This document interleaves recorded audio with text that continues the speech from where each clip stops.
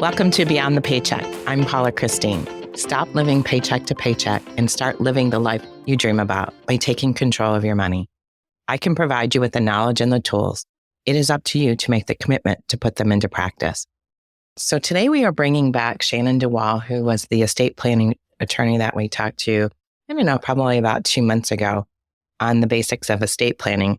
And I've asked her today to talk about special needs trusts and what they're all about, who needs them, how do you fund them? So all the things that you would know or need to know about special needs trusts. So welcome, Shannon. Hi, Paula. Thanks for having me back. So I know this is a tough topic because I have actually had a couple of clients that have a special needs child. And you want to make sure that they're taken care of. But once they get to a certain age, they can get SSI, which I'm not very familiar with. So we'll talk about that. And if they inherit money, that it could throw off their SSI. Mm-hmm. So first of all, what is SSI? So SSI is a benefit that individuals can get if they meet certain requirements, one of them being having a disability. And it's sort of like the cash benefit that can go along with Medicaid, which is the medical benefit. So the two of those go together a lot of times. So SSI is a government program, correct? That's right. So I have a child that has special needs. And while I'm married, both my husband and I will take care of them. And then when we pass away, we want to make sure that that child is still taken care of. So what estate planning documents do we need to have in place? Well, in that situation, it's really important to consider a special needs trust. A special needs trust is a type of trust that can hold property for someone else, a person with a disability that may either now or in the future need government benefit like SSI or Medicaid. And the reason those special needs trusts are helpful is because SSI and or Medicaid have certain kind of strict rules about how much a person can own, in their own name. Uh-huh. And so these trusts are really helpful because you can fund these trusts or put property into these trusts, and the trust can hold on to the property for the use of the person with a disability, but it's not owned by the person with the disability. So if I have this child that's on SSI, we pass away, and we don't have a trust, mm-hmm. What could potentially happen to their benefits? So if there's no planning in place, there's not one of these kinds of trusts we talked about, then they would likely get, their share of an inheritance. And then that money would go into that person's name. So they would own that property. And that can be a problem because now all of a sudden you have, an increase in your assets and no longer eligible for the government benefits. And these government benefits, one might say, well, gosh, if they've got, let's say they got a lot of money, why do they need government benefits anymore? But there are some benefits for individuals with disabilities that you can't actually pay for.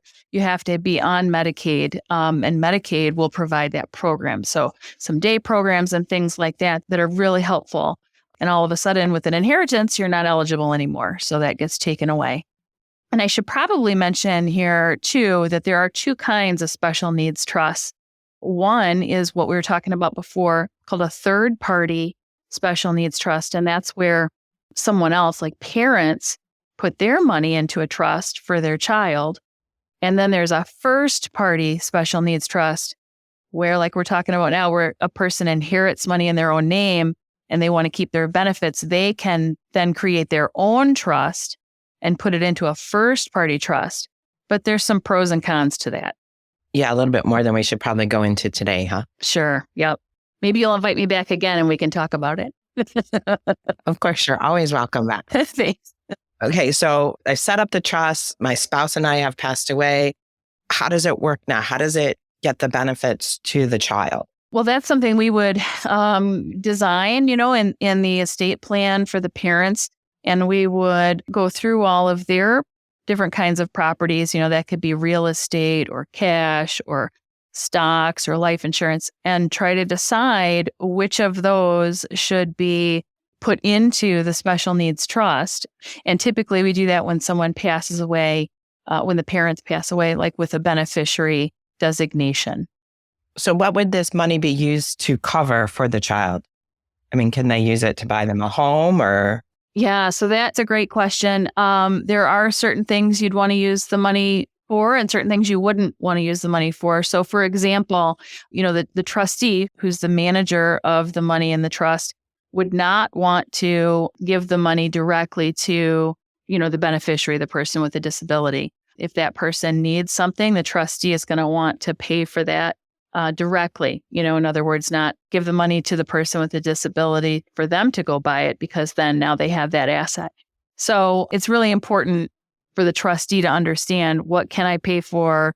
What should we not pay for? What does Medicaid cover? So you really want to have a trustee who's really familiar with those government benefits and what they can and cannot pay for. Yeah, because usually I would think that the trustee would be like a child or another child maybe, or another relative. That's that's probably the toughest decision that clients have to make when we're designing these trusts. When I have them in my office and we're talking about this, the trustee is a really important decision. A lot of times families want to make that a sibling or, another family member. And then we have to kind of look and see, is that the best decision? How is that going to affect their relationship with the beneficiary? Are they going to be able to say no if the beneficiary asks for money and it really isn't a good choice to give that money?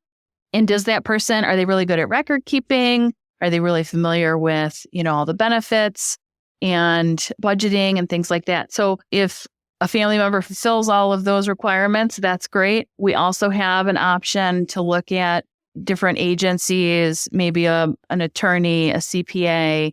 There's some nonprofit organizations that will also act as trustee, and they have more resources to be able to keep up with all of those things.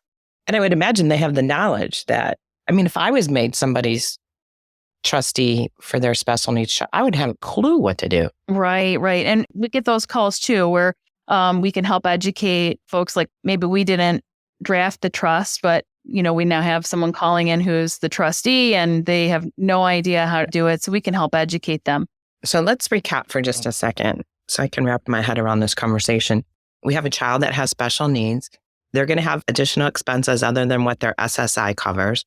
So if you pass away, you have this trust and somebody's going to manage that trust called the trustee. Mm-hmm. And they're going to pay out for, if it's housing or clothes or food, anything that the child needs. They do have to be careful on what they're paying for, because if certain things are provided to the beneficiary, it can actually reduce the amount of money they get through SSI. So that's part of that education and other tools that we can use. Sometimes we use like an ABLE account, which is a special account that the beneficiary can have to pay for some of those things that should not come from the trust. So we use several tools together to make sure we're following the rules and protecting that beneficiary's eligibility for those benefits. Let's say we don't have a lot of assets. Mm-hmm. Maybe we just have we've lived a long life and, we're in our 80s and we've got a couple of other children we want to make sure get part of the inheritance. Is there another way to fund it to make sure that that child is still taken care of? Fund their special needs trust? Yes. So you might be talking about maybe a life insurance policy. Mm-hmm. That's where I was going. Yeah. Sometimes we have parents that'll do that. And so they'll kind of earmark the life insurance to go just to that special needs trust. That is one option. Yeah. Lots of times we look at what we call a second to die policy, where it pays on the second death to fund those trusts. Well, to fund a lot of things. So when the second parent passes away, then that money is paid into the trust to cover whatever needs that child will have. Yeah, and those are a great option, because that's exactly when I recommend funding those trusts too, is when, the last of the parents has passed away. Until then, the trust really is empty, doesn't have anything in it.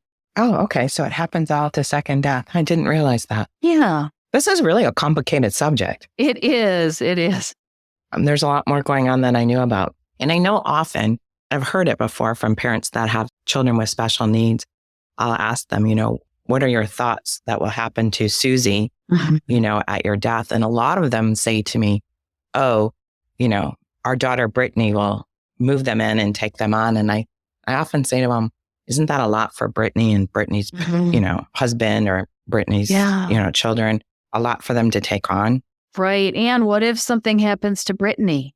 then what's the plan, right? Right. I often talk to parents about that too. And what I encourage them to do, and we help them with, is to start looking now. And maybe they look at assisted living facilities or adult foster care homes or, those kinds of things, or moving into a house with other individuals, maybe friends of their child with a disability, and they can set that up with a caregiver. So I'd rather have them, taking the tours and getting knowledgeable about that while they are not in a crisis mode, and they have time for that, so that they can formulate some opinions about what they want to have happen. And that way, if Brittany, in our situation here, can't do it, then we know what their wishes are and we can be planning for that. Yeah, I just think that's a lot of burden to put on the other children in the family to be responsible to take care of this child. Even though I know they love them and everything, they want the best for them. It's just a lot when you're trying to manage your own life. Right. Yeah. And your own future and having to take on a child of special needs. So how do I choose an attorney to help me with this trust? That's a great question. I recommend that people interview the attorney and see, how knowledgeable is the attorney about the subject. You want to have an attorney who is not just dabbling in this area, but is practicing in this area on a regular basis. The rules for, this area are changing all the time, and you need an attorney who's dedicated to keeping up with that. It's also important that the attorney asks the right questions and is a good listener. These documents and these plans are not cookie cutter type things. And it's not something you just have a form, and you're swapping out names. So each beneficiary is unique. Each family is unique. Their needs are unique. And so the planning needs to be unique too.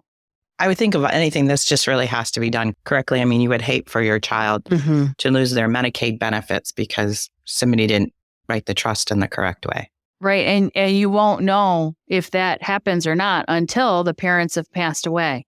And so it's too late. It's not like you can go back and undo that. So yeah, it's really important to make sure it gets done the right way the first time. I'm sure there are attorneys out there that are specialized in special needs trusts. Yes. Yeah. Usually that kind of goes along with elder law. So a lot of elder law attorneys are also, so it's like elder law and special needs attorneys. It kind of goes together because they're very similar areas with similar rules. I always say, start with Googling, right? And Google for one in your area and read the reviews. And you can always call and ask and do interviews and make sure you're picking the right attorney. You want one that, is going to fit with what you need. Or, easy, they can just call you. Well, that's true.